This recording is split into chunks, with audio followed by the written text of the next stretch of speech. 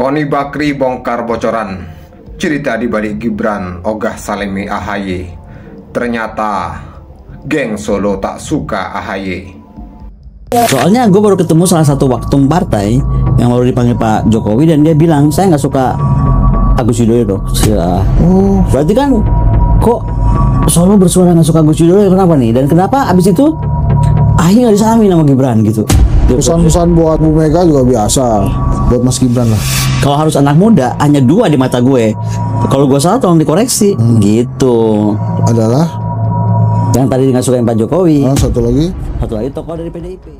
Beda dengan analisis Rocky Gerung, peran Wapres sudah tergantikan, mengundurkan diri atau peristiwa 98 terulang. Jadi tinggal pilih mengundurkan diri atau 98, gitu aja. Kan lebih efisien kan? Begitu jadi fakta politik, ya udah mungkin Pak Gibran merasa ya udah saya mengundurkan diri aja. Karena nyampe tuh kayak gitu. Pasti itu lebih efektif. Otaknya dia nyampe tuh, bakal udah gue undur aja deh daripada ntar kayak 98. Ya tetap, ya ini kan tekanan politik.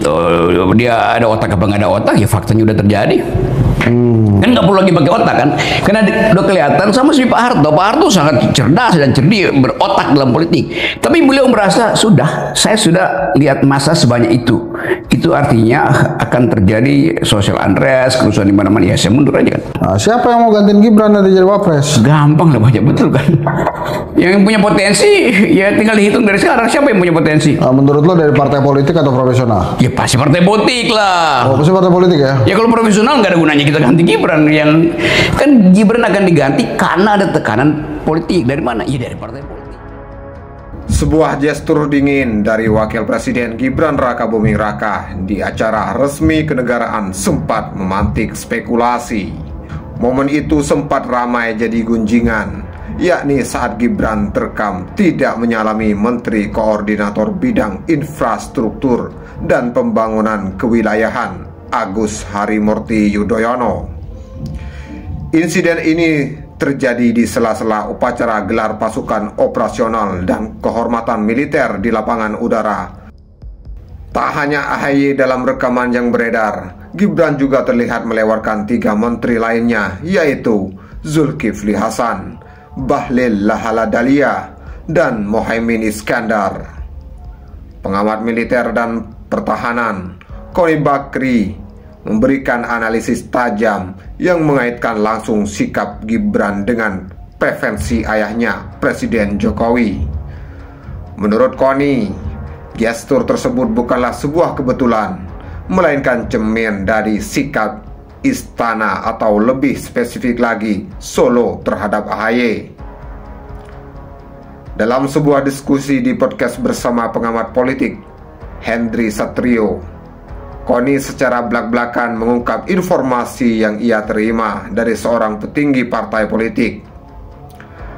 Gua barusan ketemu dengan salah satu ketua umum salah satu partai yang baru dipanggil oleh Jokowi, dan dia bilang, saya tidak suka dengan Agus Harimurti Yudhoyono, terang Koni, menirukan ucapan sumbernya. Ia menegaskan bahwa pesan ini sangat jelas dan menjadi dasar dari sikap dingin yang ditunjukkan Gibran di Bandung.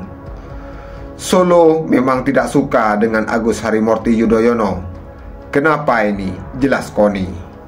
Bagi Koni, rangkaian peristiwa ini saling terhubung dan menunjukkan adanya sebuah pola. Jadi, di dunia ini nggak ada yang kebetulan, ucapnya. Lebih jauh, Koni bahkan tak menutupi pandangan bahwa posisi Gibran sebagai wakil presiden perlu evaluasi. Ia menyebut ada kejanggalan sejak awal pencalonan putra sulung Jokowi tersebut. Menurutnya, kandidat lain yang lebih pantas dan salah satunya adalah AHY. Kalau sekarang anak muda yang pantas menjadi wapres hanya ada 2, satunya AHY dan satunya lagi dari PDIP, ujar dia. Namun, pandangan berbeda datang dari Profesor Lili Romli, seorang pengamat politik dari Badan Riset dan Inovasi Nasional. Lili menawarkan 2 kemungkinan analisis untuk membaca gestur politik Gibran yang menjadi sorotan tersebut. Menurut Lili, kemungkinan pertama adalah murni ketidaksengajaan. Jika sikap tersebut disengaja, Lili Romli melihat ada dua makna politik yang bisa digali lebih dalam. Makna pertama berkaitan dengan hierarki dan posisi kekuasaan.